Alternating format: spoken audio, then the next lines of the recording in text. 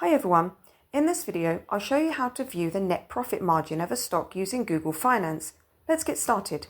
First, open your web browser and go to google.finance. Once you're on the site, use the search bar to type in the name or ticker symbol of the stock you're interested in, for example, TelusCore. Next, scroll down to the financials section. Here you'll see tabs like Income Statement, Balance Sheet and Cash Flow. Click on Income Statement. Now scroll down to the bottom and look for Net Profit Margin under the Profit and Loss section. This metric shows you how much net income or profit a company generates as a percentage of its revenue. You'll be able to see the latest net profit margin along with comparisons from previous years.